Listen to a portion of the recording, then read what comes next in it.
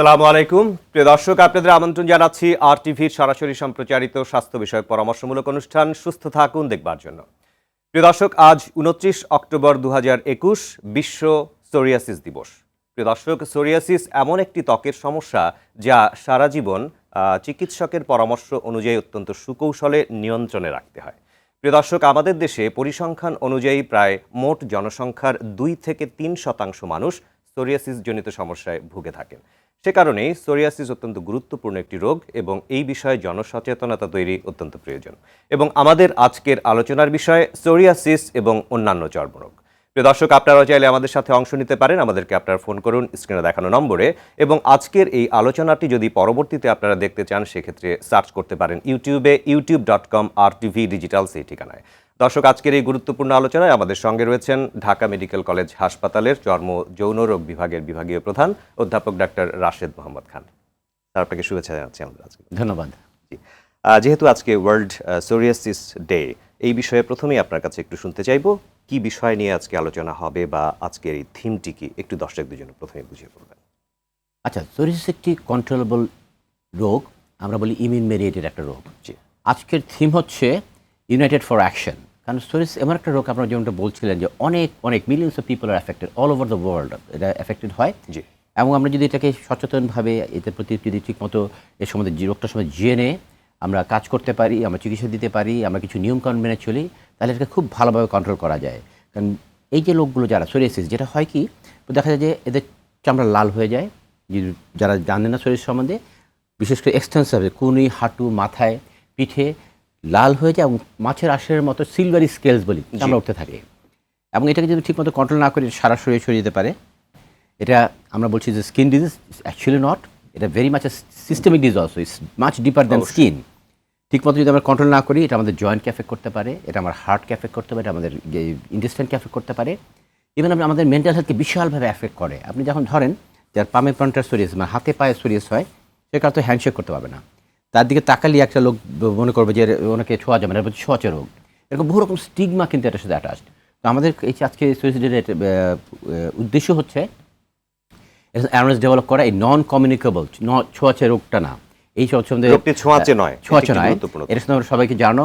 আমরা ডক্টররা, জনগণ, nation as a nation, world wide সবাই মিলে আমরা একসাথে কাজ করে এই পেশেন্টগুলোকে যারা সাফার করছে তাদের লাইফস্টাইল বেটার করতে পারি, ওদেরকে ভালো কন্ট্রোল রাখতে পারি, আমাদের সোশ্যাল অ্যাকসেপ্টেন্স বাড়াতে পারি, সবভাবে তাদের সাইকোলজিক্যাল আপলিফমেন্ট করতে পারি। কিন্তু এবং সোশ্যাল স্টিগমা যেগুলি রয়েছে সোরিয়াসিস রোগী সম্পর্কে, সেগুলি আমরা দূর করতে পারি।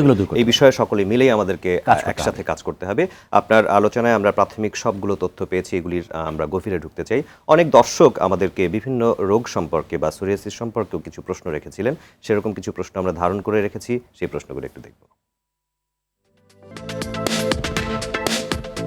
স্যার, আপনার কাছে আমার একটা প্রশ্ন।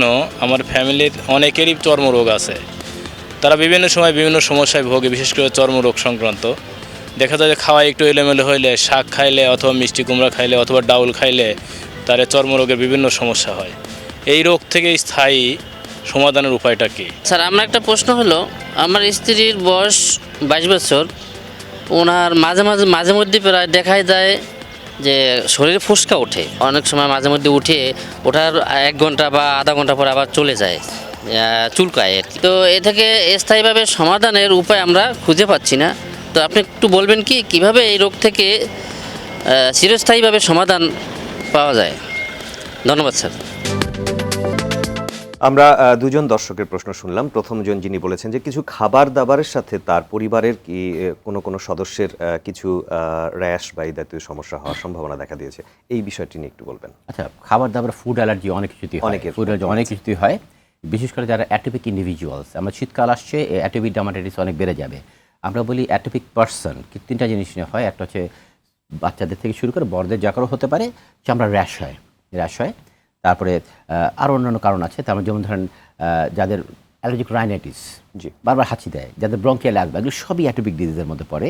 এবং যার অ্যাটোপিক ডার্মাটাইটিস হয়, পরে ভবিষ্যতে তার এই allergic rhinitis, bronchial asthma develop করার চান্স থাকে। যদি ছোটো থাকতে আমরা যদি তাদেরকে ম্যানেজ করতে পারি ঠিকমতো, তাহলে কিন্তু দেখা যাবে আমরা এই অ্যাটোপিক মার্চ বলি, আমরা এটা ওগুলোকে প্রিভেন্ট করতে পারি। দেখা বড় হয়ে তার অ্যালার্জিক রাইনাইটিস হবে না, তার বড় হয়ে তার ব্রঙ্কিয়াল অ্যাজমা হবে না। এই জন্য এই ম্যানেজমেন্ট খুবই জরুরি।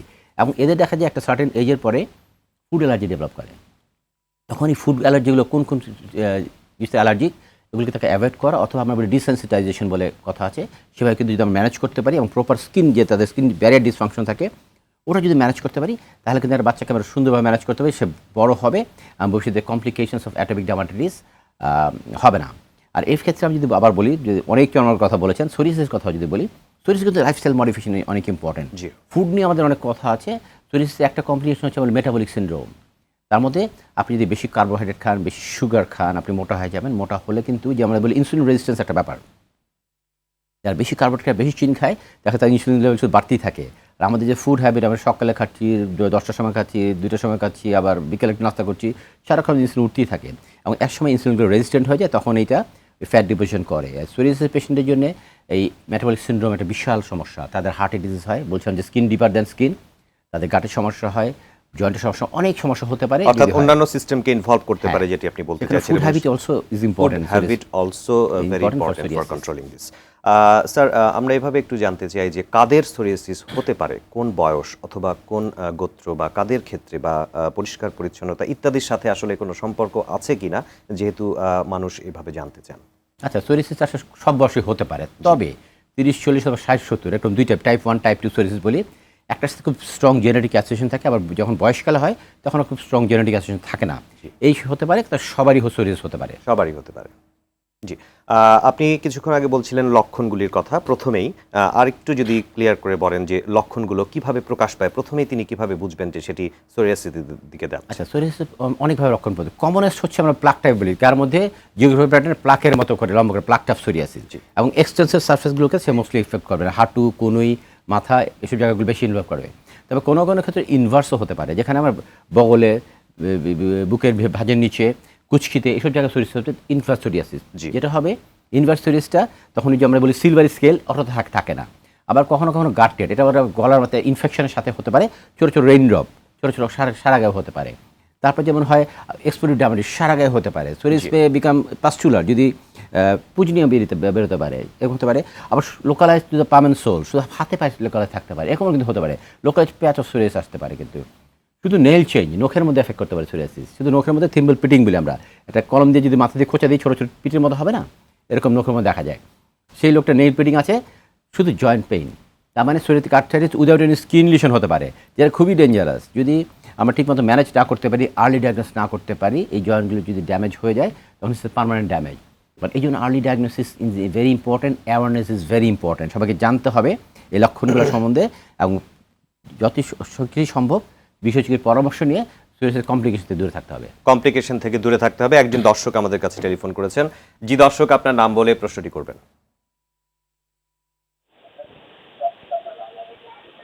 দর্শক, আপনি কি আবার শুনছেন? আমি জি শুনতেছি। জি বলুন প্লিজ।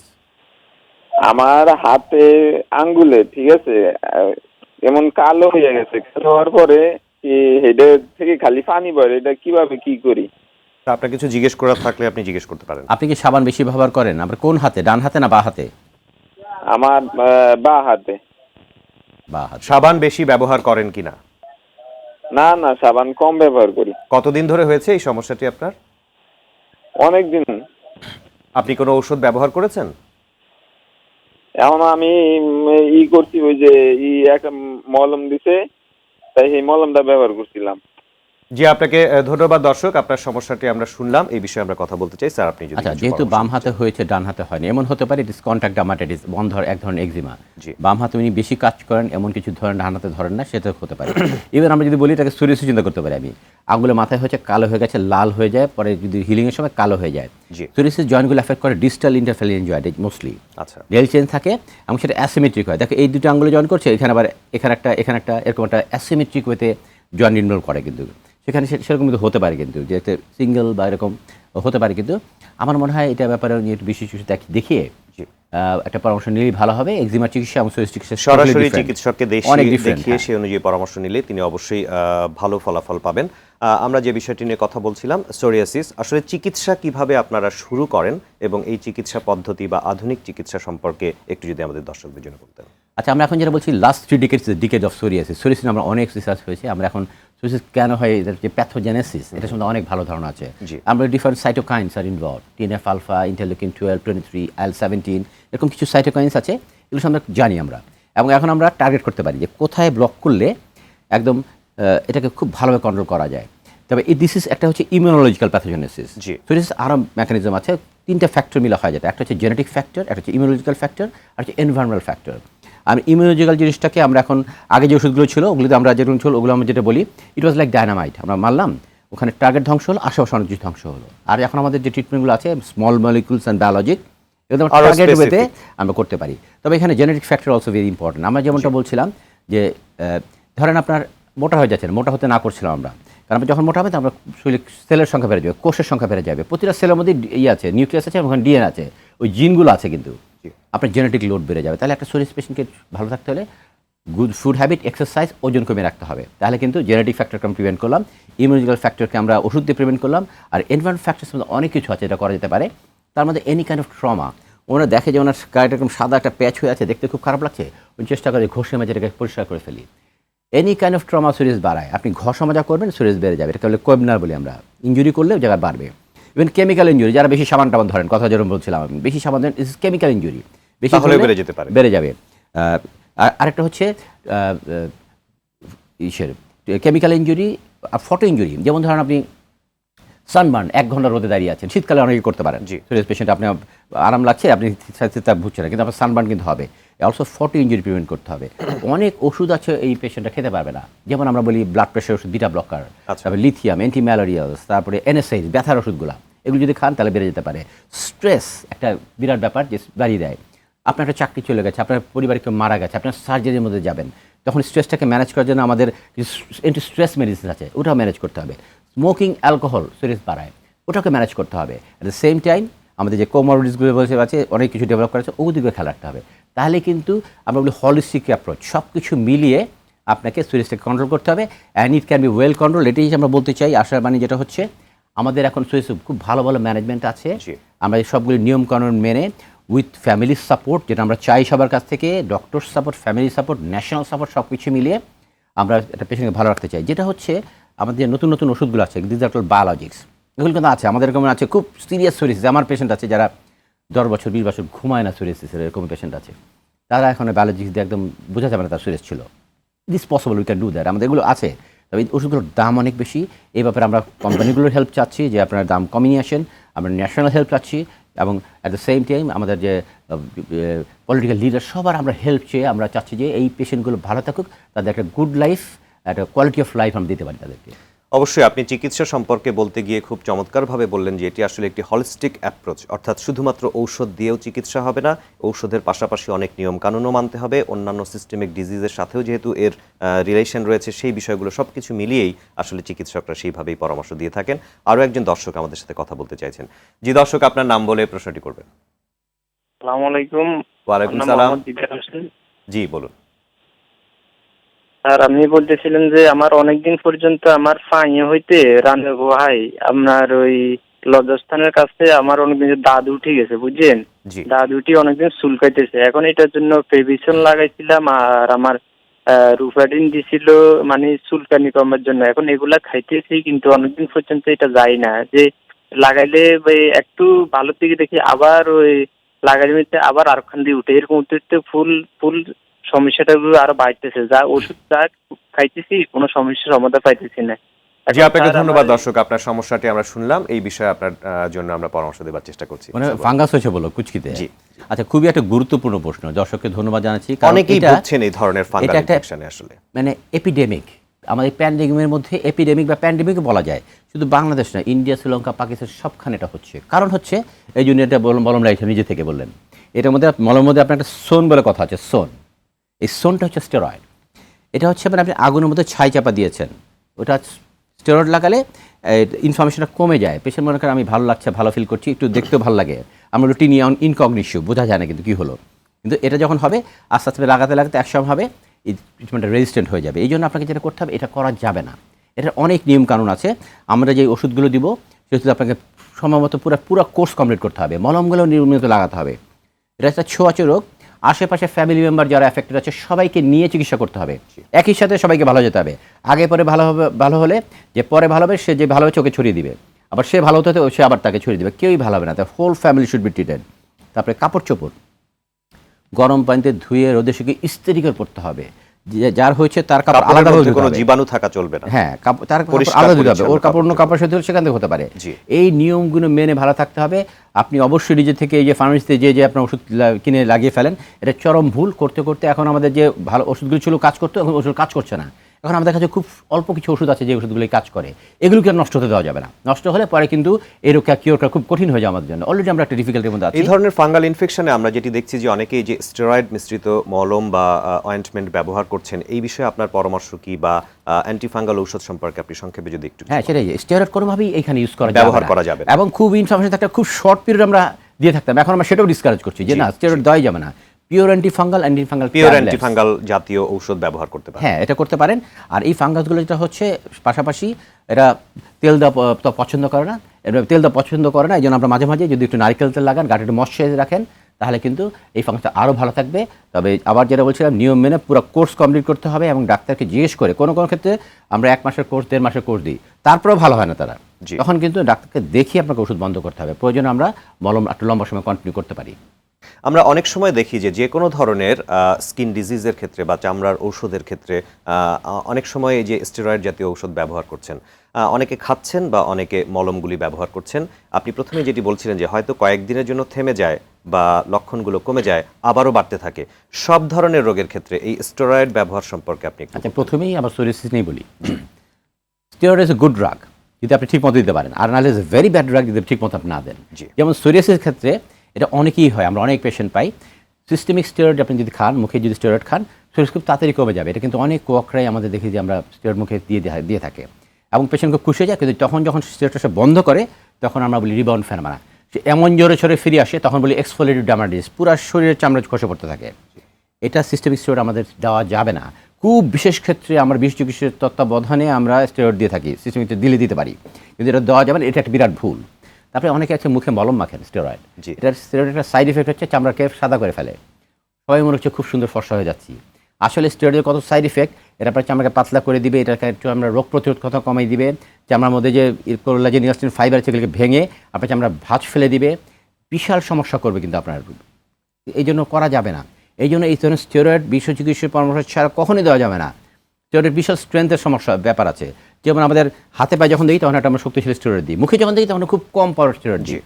দেখা যাচ্ছে সবাই যারা আসে সুপার পোটেন্ট স্টেরয়েড মুখে মেখে এসেছেন অনেক দিন, তাদের মুখে লোম বেড়ে গেছে, আমরা পাতলা হয়ে গেছে, আমরা দেখেই বুঝে ফেলি স্টেরয়েড একনি, মুখে ব্রণ নিয়ে ভর্তি করে আসে। স্পেশাল টাইপ অফ একনি, কিন্তু এই সমস্যা হতে পারে। সুতরাং এই ধরনের চিকিৎসা বা যে কোনো ধরনের স্টেরয়েড জাতীয় মলম ব্যবহারের পূর্বে অবশ্যই চিকিৎসকের পরামর্শ অনুযায়ী এবং বিশেষজ্ঞ চিকিৎসকের পরামর্শ অনুযায়ী সেটি ব্যবহার করা উচিত। সোরিয়াসিস নিয়ে যেহেতু আমরা কথা বলছিলাম, আমরা সোশ্যাল স্টিগমা সম্পর্কে একটু কথা বলতে চাই। আমরা অনেক সময় মনে করি যে সোরিয়াসিস খুব একটি ছোঁয়াচে রোগ, অথবা যার সোরিয়াসিস আছে তার থেকে দূরে থাকতে চাই, এরকম কিছু ভুল ধারণা, একেবারেই কুসংস্কার এরকম রয়েছে। আপনি এই বিষয়ে আমাদের দর্শকদের জন্য কিছু। আসলে এটাই তো একটা বিরাট সমস্যা আমাদের, এটা এই রোগটার সম্বন্ধে যাই না। সোরিয়াসিস যেমন আছে, শ্বেত রোগটাও সম্বন্ধে একই রকম, শ্বেত কিন্তু ছোঁয়াচে না, কিন্তু লুক ডিফারেন্ট। আমরা বলতে চাই যে লুক ডিফারেন্ট, তাদের পিগমেন্টটা আমাদের আছে, ওদের পিগমেন্ট ছোঁয়াচে নয়, কোনোভাবেই ছোঁয়াচে নন কমিউনিকেবল, এবং এটা কুষ্ঠ না, এটা সারাদিন হাত ধরে রাখলেও হবে না, দেখতে খারাপ লাগে। বাট আমরা যেটা বলছি, অনেক এত ডিপ্রেশনে চলে যায়, ইভেন যারা অনেকে সুইসাইডও করে, এরকমও কিন্তু আছে, যেরকম সুইসাইড পেশেন্ট থেকে ডিপ্রেশন থাকতে, কারণ তারা সোশ্যালি অ্যাকসেপ্টেড হয় না, ফ্যামিলিতে সে অ্যাকসেপ্টেড না, তার সাথে কেউ সাথে হ্যান্ডশেক করতে পারে না, ডিপ্রেস থাকে। এবং এই ডিপ্রেশনটাকে কিন্তু বিশাল সাইকোলজিক্যাল ম্যানেজমেন্ট, সাইকেট্রিক ম্যানেজমেন্ট কিন্তু একটা বিশাল ব্যাপার সোরিয়াসিস ম্যানেজমেন্টের জন্য। ইট বিকামস মাল্টিডিসিপ্লিনারি, কিন্তু সেখানে হয়ে যায়। কিন্তু আমরা যে সেগুলো ঠিকমতো ম্যানেজ করতে পারি, আমরা নিজেরা, ডক্টররা, জনগণ, ফ্যামিলি সবাই মিলে তাকে সাপোর্ট দিতে পারি, আর সাইকেল স্ট্রেস থেকে যে আমরা কমিয়ে ফেলতে পারি, তাহলে কিন্তু একটা সোরিয়াস ইমপ্রুভমেন্ট দিয়ে চলে যাবে। স্ট্রেস রিলিফ করতে পারলে বিশাল একটা ইমপ্রুভমেন্ট দিয়ে চলে যাবে। আর পাশাপাশি আছে আমাদের ওষুধ, এগুলো করে আমরা কিন্তু একটা পেশেন্ট অফ সোরিয়াসকে খুব ভালো একটা কোয়ালিটি অফ লাইফ দিতে পারি। জি অবশ্যই। যেহেতু শীতকাল আসছে, এই বিষয়ে আমরা একটু কথা বলতে চাই যে এই সময়টিতে, ঋতু পরিবর্তনের এই সময়টিতে কোন কোন ধরনের স্কিন ডিজিজ অতিরিক্তভাবে মাথাচাড়া দিতে পারে, সেই বিষয়ে আগের থেকে আমরা একটু সতর্ক। প্রথমে আমরা বলেছিলাম অ্যাটোপিক ডার্মাটাইটিস কথা, এবং সোরিয়াসিস বেড়ে যাবে। ঠান্ডা হলে যেটা হয়, এখানে বাতাসের আর্দ্রতা কমে যায়, তখন স্কিন ড্রাই হতে শুরু করবে। জি। যত স্কিন ড্রাই হবে তত স্কিন চুলকাবে, আর সোরিয়াসিস পেশেন্ট আপনি যত চুলকাবেন তত বেশি সোরিয়াসিস বাড়বে, বলছিলাম ট্রমা বাড়াবে। এর পাশাপাশি যারা ডায়াবেটিক পেশেন্ট, যাদের থাইরয়েডের সমস্যা আছে, তাদের স্কিন ড্রাই থাকে, অ্যাটপিক পেশেন্টদের কিন্তু স্কিন ড্রাই থাকে। এই সময় সাবানের ব্যবহার কমানো, কারণ আমরা ঢেকেই থাকবো, আমরা গরম কাপড়ে খুব বেশি ময়লা আমরা হব না। সাবান দেওয়ার সময় অনেকেই যেটা করেন ঘষে মেজে পরিষ্কার করেন ত্বককে, এটা করাই যাবে না। আমাদের ত্বকটা কিন্তু প্রোটেক্টেড, আউটার লেয়ার স্কিন, আমাদের যে স্ট্যাটাম কর্নিয়াম, এটাতে ভাইরাস ব্যাকটেরিয়া কিছু ঢুকতে পারে না। এবং আমাদের ওয়েল গ্ল্যান্ডগুলো আছে, ওখান থেকে আছে বিটা ডিফেন্সিন, ক্যাথলিসাইডিন, এগুলো অ্যান্টিব্যাকটেরিয়াল, অ্যান্টিফাঙ্গাল যে ওয়েলটা বের হয়। আমরা কী করছি, সাবান দিয়ে ঘষে মেজে স্ট্যাটাম কর্নিয়াম সহ ওই যে প্রোটেক্টিভ মলিকিউলসগুলো সব ধুয়ে ফেলছি। এই জন্য এটাকে ঘষাবেন। সাবান সপ্তাহে 1 দিন কি 2 দিন দেন, বাকি দিন পানি দিয়ে গোসল করেন, কোনো ঘষা মাজা করবেন না। গোসলের পর গাটা মুছে চাপ দিয়ে শুকিয়ে পানি থাকা অবস্থায় একটু ময়শ্চারাইজ করে দেন, তাহলে দেখবেন যে অনেক সমস্যার সমাধান হয়ে গেছে, আপনাকে অ্যান্টিহিস্টামিন ট্যাবলেটও খেতে হচ্ছে না। আচ্ছা, প্রয়োজন যদি হয় এই ড্রাই স্কিনকে ম্যানেজ করার জন্য আমরা আরও কিছু দিতে পারি, সেটা হতে পারে। আরেকটা হচ্ছে সানবার্ন, খুব আমরা দেখি, আমরা মনে করেন ঠান্ডা তো সূর্যবোধের কোনো সমস্যা করছে না, কিন্তু ultraviolet rays of the sun কিন্তু ঠিকই আছে কিন্তু। এই জন্য আপনার আর রোদ পোহাচ্ছেন ঘন্টার পর ঘন্টা, তাহলে কিন্তু সানবার্ন হবে। এই জন্য আপনার যদি বেশি 10 মিনিটের বেশি রোদ পোহাতে যান তাহলে ছাতা লাগবে, কিন্তু এবং সানস্ক্রিন ব্যবহার কিন্তু করতে ভুলবেন না। জি, এই পরামর্শগুলো অবশ্যই আমাদের সামনের দিনগুলোতে কাজে লাগবে। আরেকজন দর্শক আমাদের সাথে কথা বলতে চাইছেন। জি দর্শক, আপনার নাম বলে প্রশ্নটি করবেন। দর্শক, আপনি আমাকে শুনছেন? জি, আসসালামু আলাইকুম। ওয়ালাইকুম সালাম, বলুন। হ্যাঁ, শুনতে পাচ্ছি। আমি চট্টগ্রাম থেকে লুৎফর রহমান। জি বলুন, লুৎফর রহমান সাহেব বলুন। জি, আমার ওয়াইফের আমার ওই যে পিছনে ও ঘামাচির মতো গোটা হয়ে গেছে। জি। চর্মরোগ বিশেষজ্ঞ দেখাইছিলাম, কিছু ওষুধ দিছিল আজকে 15-20 দিন। 15 দিনের ওষুধ দিছি, উনি 15 দিনের ওষুধ খাওয়ার পরেও কমতেছে না, মানে আবার সামনে দিয়ে চলে আসছে গুলা। হ্যাঁ, গলার নিচে একদম ঘন হয়ে গেছে, চুলকায় না, মানে এমনি ফুসকার মতো হয়ে গেছে আর কি। জি, আপনাকে ধন্যবাদ দর্শক ফোনটি করবার জন্য। উনি বলেছেন চুলকায় না, কিন্তু কিছুটা ঘামাচির মতো হয়েছে। এটা ঘামাচিও হতে পারে, যদি আপনি একইভাবে রাতে সারা শুয়ে থাকেন, একটা জায়গায় বেশি গরম লাগে, তাহলে কিন্তু হতে পারে। এই জন্য যেটা করতে হবে, ঠান্ডা এনভায়রনমেন্ট থাকতে হবে, ঠান্ডা সুতির কাপড় পরেন, হালকা কালারের কাপড় চোপড় পরেন, এবং যারা ঠান্ডা একটা এনভায়রনমেন্ট থাকেন, ফ্যানের নিচে থাকেন, বেশি সোয়েটিং যাতে না হয়, ঠান্ডা এনভায়রনমেন্টে থাকেন। এরপর যদি না হয়, এটা ইভেন হতে পারে এটা ব্যাকটেরিয়াল ইনফেকশন হতে পারে। সেক্ষেত্রে আমার মনে হয় ঠান্ডা এনভায়রনমেন্ট থাকার পরে একটু ভিটামিন ডি খেতে পারেন, আমাদের রোগ প্রতিরোধ ক্ষমতা বাড়ায়। আমরা ওগুলোকে করার পর যদি না হয়, আমাদের বিশেষ চিকিৎসা দেখা করে পরামর্শ ভালো হবে। জি, আপনাকে অনেক ধন্যবাদ স্যার। আজকের অনুষ্ঠানে আমরা সোরিয়াসিস নিয়ে সবকিছু বিষয় নিয়ে মোটামুটি বিস্তারিত আলোচনা করবার চেষ্টা করেছি, এবং অন্যান্য যে বিষয়গুলো আছে সোরিয়াসিসের সাথে জড়িত সবগুলো বিষয় আপনি আলোচনা করবার চেষ্টা করেছেন। এবং সামনে শীতের যে সময়টি আসছে, এই সময় আমরা আমাদের ড্রাই স্কিন অথবা শীতকালে আমরা কিভাবে প্রতিরোধ ব্যবস্থা গড়ে তুলতে পারবো আমাদের শরীরের মধ্যে, সেই বিষয়গুলো নিয়ে কথা বলেছেন। অনেক ধন্যবাদ আপনাকে। আপনাকে অনেক ধন্যবাদ। জি, ধন্যবাদ। প্রিয় দর্শক, এতক্ষণ আমরা সোরিয়াসিস এবং অন্যান্য চর্মরোগ নিয়ে আলোচনা করবার চেষ্টা করেছি। এবারে আপনাদের জন্য রয়েছে হেলথ টিপস। করোনাকালীন ত্বকের সমস্যা থেকে বিরত থাকতে পরিষ্কার পরিচ্ছন্ন থাকা অপরিহার্য। নিয়মিত কিছুক্ষণ পরপর হাত, মুখ, নাক, চোখ পানি দিয়ে ধুয়ে পরিষ্কার রাখতে হবে। অতিরিক্ত পরিমাণে স্যানিটাইজার ব্যবহারের ক্ষেত্রে সতর্ক থাকতে হবে। সাবান পানি ব্যবহারে ত্বক শুষ্ক হয়ে পড়ে, তাই এ বিষয়ে সতর্ক থাকতে হবে। ত্বকে প্রতিক্রিয়া তৈরি করে এমন স্যানিটাইজার ব্যবহারে বিরত থাকতে হবে। ছোঁয়াচে রোগ আছে এমন ব্যক্তির সংস্পর্শ থেকে দূরে থাকতে হবে। আর মনে রাখতে হবে, পরিষ্কার পরিচ্ছন্ন থাকা এবং নিয়মমাফিক জীবনযাপন করাই সুস্থ জীবনের মূল মন্ত্র, এবং যে কোনো রোগের প্রতিকারের চেয়ে প্রতিরোধই উত্তম। প্রিয় দর্শক, সুস্থ থাকুন অনুষ্ঠানের আজকের আয়োজন এ পর্যন্তই। আপনাদের সকলকে আগামী সপ্তাহের সুস্থ থাকুন অনুষ্ঠানটি দেখবার আমন্ত্রণ জানিয়ে আজকের মতো আমরা এখানেই বিদায় নিচ্ছি। আপনারা সকলেই ভালো থাকুন, সুস্থ থাকুন। আল্লাহ হাফেজ।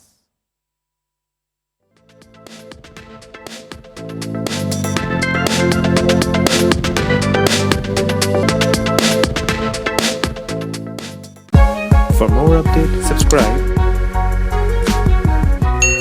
and press the bell icon on YouTube app and never miss another update.